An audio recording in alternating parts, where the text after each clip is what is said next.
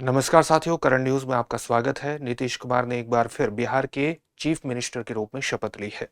बिहार के chief minister के रूप में ये उनकी 10वीं शपथ थी। इसके अलावा दो डिप्टी चीफ मिनिस्टर्स ने भी शपथ ली है, जिनका नाम है सम्राट चौधरी और विजय कुमार सिन्हा। इनके अलावा 24 अन्य व्यक्तियों ने मंत्री पद की शपथ ली है।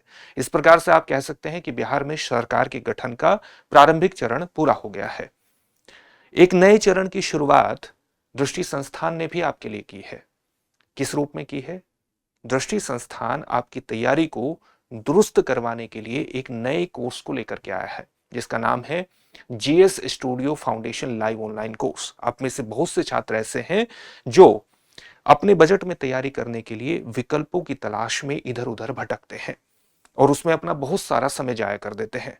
अब आपको समय जाया करने की आवश्यकता नहीं है, क्योंकि आपको GS studio foundation live online course के माध्यम से मात्र 24,999 रुपए में पूरे जीएस का कवरेज प्राप्त हो जाएगा। इस कोर्स के अंतर्गत आपको पढ़ाया जाएगा बिल्कुल बेसिक स्तर से शुरू करते हुए संपूर्ण पाठ्यक्रम का कवरेज आपको प्रदान कर दिया जाएगा केवल 14 महीने में। डॉक्टर विकास दिव्य कीर्ति के नेतृत्व में अनुभवी टीचर्स की टीम आपको पढ़ाएगी। सर्वश्रेष्ठ टीचर्स के द्वारा अध्यापन करवाया जाएगा। 1250 प्लस घंटों की कक्षाएं हैं। इस कोर्स की एक खूबसूरती यह है कि 14 महीनों का भले ही कोर्स हो, लेकिन कोर्स की वैधता 18 महीने है। यानी अगर आपकी क्लास छूट जाती है या आप रिवाइज करना चाहते हैं तो एक क्लास को आप बहुत से बार देख सकते हैं। 18 महीनों तक जितनी बार चाहे उतनी बार देख सकते हैं। जब क्लास चलेगी और क्लास के दौरान आपके मन में किसी प्रकार का कोई संशय खड़ा होता है तो संशय का निवारण करने के लिए आप लाइव चैट में भागीदारी ले सकते हैं। लाइव चैट में क्वेश्चन पूछ सकते हैं, आपका तुरंत संशय निवारण कर दिया जाएगा। आपको नोट्स बनाने हैं तो जो भी पीपीटी पर लिखा जाता है, अगर आप केवल समझना चाहते हैं तो समझिए, और बाद में जो पीपीटी पर लिखा है उसकी पीडीएफ फाइल भी आपको प्रदान कर दी जाएगी। इसके अलावा 2 वर्षों तक आपका एक्सेस रहेगा करंट अफेयर्स तक। करंट अफेयर्स का जो हमारा सेक्शन है, आप देखेंगे कि 2 वर्षों तक करंट अफेयर्स क्लासेस का एक्सेस आपके पास रहेगा। 10 कलर्ड जीएस बुकलेट्स आपको प्राप्त होगी अलग अलग विषयों पर। आप अपनी तैयारी का मूल्यांकन कर सके, इसके लिए जरूरी है कि आपके टेस्ट भी हों। तो 18 क्लास टेस्ट होंगे आपके, जो प्रीलिम्स और मेंस के मिलाकर के होंगे। तो ये हिंदी और अंग्रेजी दोनों माध्यमों में रहेगा। 24,999 बेहद कम कीमत इसकी रखी गई है और ईएमआई की सुविधा भी इस पर आपको मिलेगी। इसमें एडमिशन प्रारंभ हो चुके हैं, आप एडमिशन ले सकते हैं। डिस्क्रिप्शन में दिए गए लिंक पर जाकर के अपने एडमिशन को सुनिश्चित कर सकते हैं। किसी भी प्रकार का अगर आपको डाउट है तो आप एक नंबर पर कॉल कर सकते हैं। नंबर है 8750187501। तो ये हमारा नंबर होगा। ध्यान रखिएगा कि अंग्रेजी और हिंदी दोनों ही माध्यमों में ये कोर्स आपको मिलेगा, जिसका नाम है GS studio foundation live online course. तो इस कोर्स से जुड़िए और सफलता की दिशा में आगे बढ़ जाइए। अब हम मुख्यमंत्री पद की शपथ तो नीतीश कुमार ने ले ली है, लेकिन मुख्यमंत्री के रूप में किस प्रकार से दायित्व होते हैं, एक मुख्यमंत्री के क्या दायित्व होते हैं। जब हम मुख्यमंत्री की बात करते हैं तो आपकी स्टेट परीक्षाओं के लिहाज से आपको 3 अनुच्छेद जरूर जानने चाहिए। एक तो अनुच्छेद 163, एक अनुच्छेद 164 और एक अनुच्छेद 167। अनुच्छेद 163 में किस प्रकार की व्यवस्था की गई है? इसमें यह कहा गया है कि राज्यपाल को सहायता और सलाह प्रदान करने के लिए एक मंत्री परिषद होगी, जिसका नेतृत्व कौन करेंगे? मुख्यमंत्री। आर्टिकल 164 में क्या कहा गया? आर्टिकल 164 में यह कहा गया है कि मुख्यमंत्री की जो नियुक्ति है वो राज्यपाल के द्वारा की जाएगी।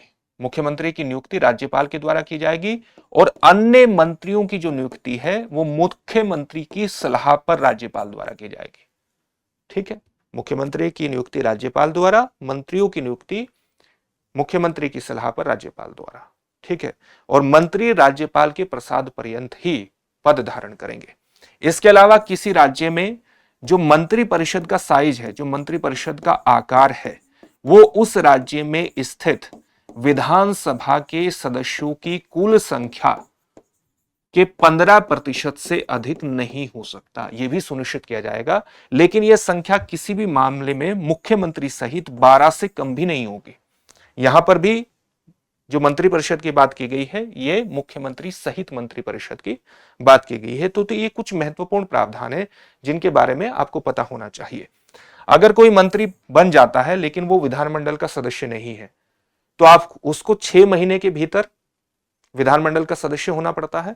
और अगर कोई मंत्री 6 महीने तक लगातार विधानमंडल का सदस्य नहीं होता है, तो वो उसका मंत्री पद क्या होगा, समाप्त हो जाएगा, ये 6 महीने की अवधि पूर्ण होने पर।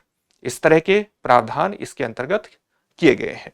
आर्टिकल 167 में क्या प्रावधान किए गए हैं, इसमें वस्तुतः राज्यपाल और मुख्यमंत्री के मध्य एक बेहतर संवाद और समन्वय को स्थापित करने का प्रयास किया गया है आर्टिकल 167 के माध्यम से।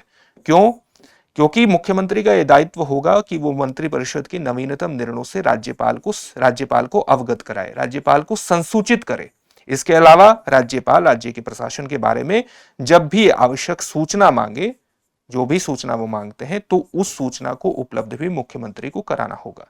तो एक तरह से राज्यपाल और मुख्यमंत्री के बीच संवाद और समन्वय को बढ़ाने का प्रयास किया गया है, ताकि शासन में पारदर्शिता और जवाबदेही बनी रहे।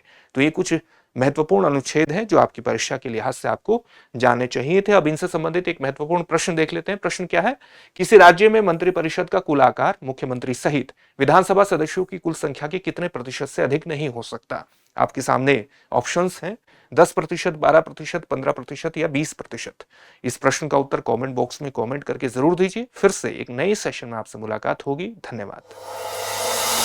अब एग्जाम की तैयारी को और बेहतर करने के लिए हमारे चैनल को लाइक, शेयर और सब्सक्राइब करना ना भूलें।